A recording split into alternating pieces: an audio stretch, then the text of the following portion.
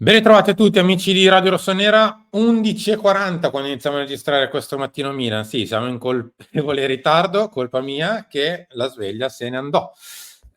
Visto che credo che come tutti, come Leo, che è qui con me, ciao Leo. Ciao Simo, ciao a tutti. Occhiaie lunghissime, Eh, ieri è stata una giornata difficile per tutti, capiteci. Oggi recupereremo, ma ieri è stata lunga e difficile per tutti. Prendere sonno è stato difficile se non impossibile e quindi siamo in colpevole ritardo. Che dire Leo, siamo nel giorno dopo, il giorno dopo la vittoria dello scudetto dell'Inter, del derby perso, di una ripartenza alla quale bisogna togliere un po' di punti di domanda, ecco, diciamo così. Dal primo, cioè alla fine su che strada si andrà, su qual tipo di strada si andrà, perché credo che chi era a San Siro ieri, chi l'ha vista da casa, chi si è vissuto un po' la partita di ieri, abbia veramente ricevuto una tramvata di livello. E serve anche un pochino una sorta di scossa per ridare un po' di vita, se non di entusiasmo, perché in questo momento entusiasmo è una parola lontana, ma quantomeno di vita. Sì, di vita più che altro perché, sai, una delle questioni che secondo me fa più male anche a noi tifosi è il fatto che sembra anche questa volta una sconfitta normale.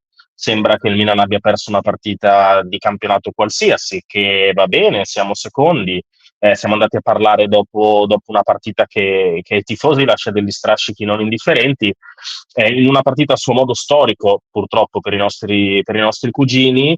Eppure le parole che sono state pronunciate dopo sono abbastanza anche tranquille, ecco, non so come dire, Simo, cioè mi ha dato l'impressione che non dovessero neanche dare tante spiegazioni.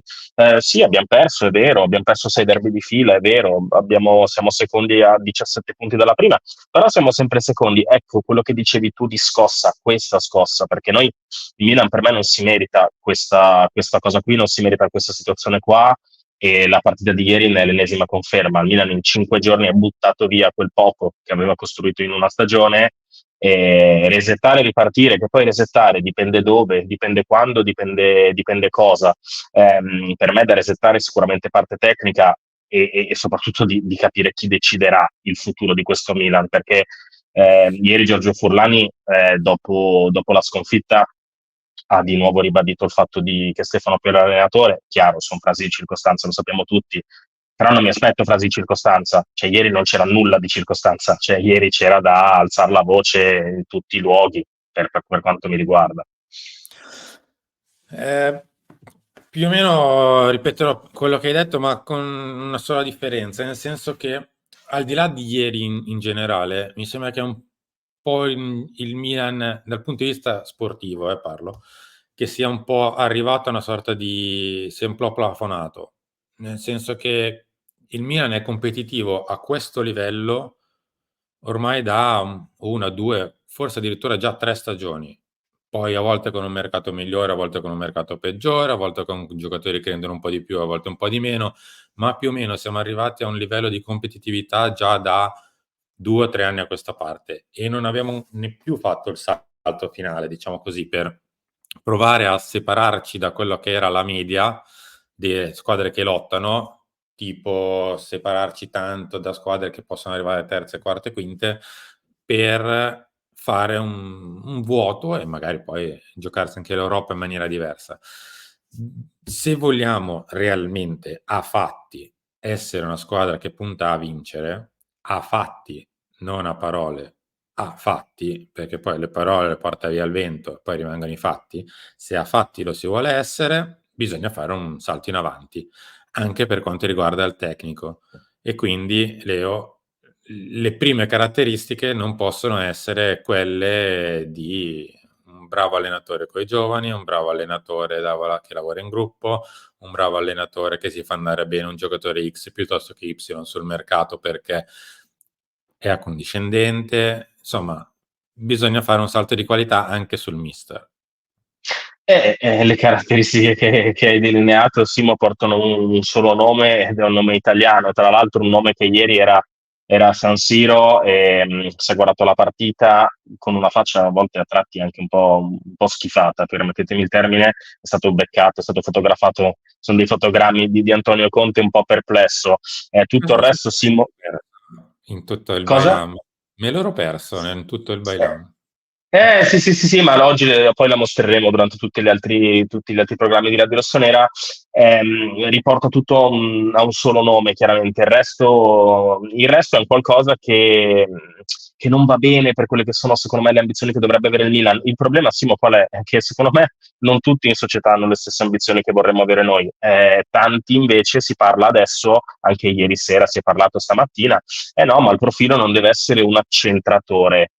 Ragazzi, non deve essere un accentratore per quale motivo? Cioè, deve essere un allenatore bravo e forte. Chi se ne frega se è accentratore o meno? Deve essere forte. Cioè, per me si sta spostando il topic e il fulcro, il focus sul prossimo allenatore su delle caratteristiche che non sono importanti, tipo questa. Cioè, chi se ne frega se è accentratore o cose. L'importante è che sia bravo e mi riporti a vincere. Non mi interessa, bravo coi giovani, bravo, non mi interessa, bravo a vincere. Per me questo è il salto che deve fare il Milan, Simo, ma lo sappiamo, noi Radio Rossonera lo diciamo da più di un anno e queste parole un po' vanno nel vuoto purtroppo a volte. Bisogna capire quali sono, cioè o ce la dobbiamo mettere via noi e dire vabbè, si lavorerà con i giovani. Però poi non facciamo proclami a inizio stagione, non diamo obiettivi di alcun tipo, non aspettiamoci sicuramente poi gli stadi pieni.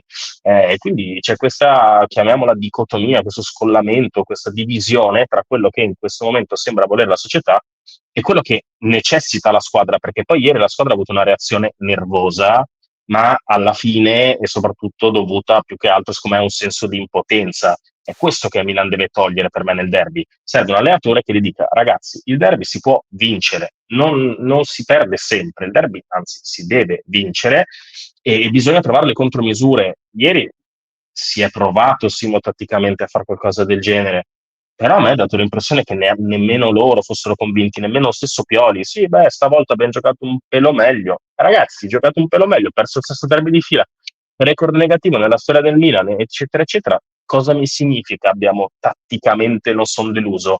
Io è questo che voglio vedere di diverso, non so te. No, no, ma è la stessa mia idea, insomma, il meno peggio non può essere una cosa positiva per il Milan, può esserlo per, adesso, con tutto il bene e il rispetto, no, ma non voglio far nomi, però siamo capiti, dai, società che magari a volte chiudono seste, settime, ottave, che quello può andare bene, per il Milan no. Chiudiamo con l'ultima parte, cioè la parte societaria. A me ha fatto un po' riflettere il fatto che Zlatan Ibrahimovic, da quando è arrivato, non abbia ancora detto una parola. E credo che sia anche corretto, perché non credo volesse firmare nulla di questa stagione, non credo volesse metterci la faccia su nulla di questa stagione. Tant'è che nelle ultime interviste c'è sempre solo stato Giorgio Furlani, che invece ha firmato questa stagione. Credo che Ibra a questo punto farà finire l'anno e poi nel caso mostrerà, parlerà e speriamo farà.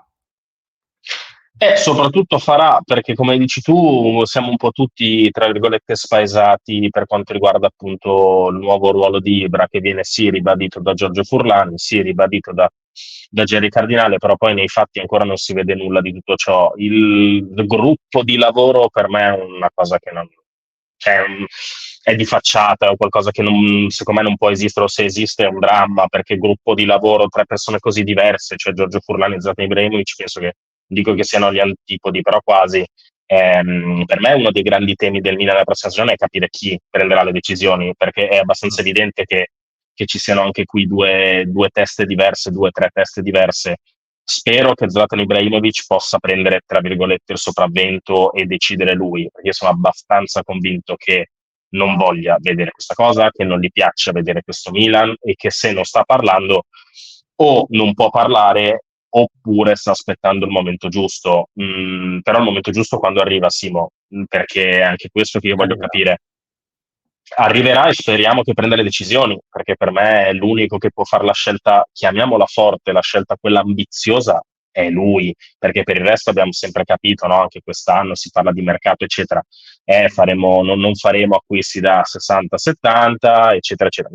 Non è, secondo me, nella mentalità di Ibra, e spero che mi smentisca questa cosa a partire dalla scelta allenatore, perché sono due profili completamente opposti che potrebbero essere presi.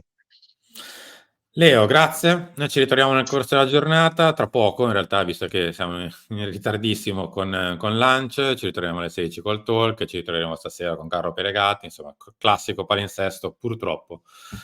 Post derby. Ciao. Ciao Simo, grazie a tutti, continuate a seguirci, seguiteci perché oggi faremo questa mega terapia di gruppo, è una giornata difficile per tutti e cerchiamo di rialzarci. Oggi siamo tutti abbiamo lo stesso mood del ragazzino che è stato pizzicato con la sciarpa, che è un'immagine struggente che qualcuno a casa Milan dovrebbe guardare. Ciao a tutti. Ciao.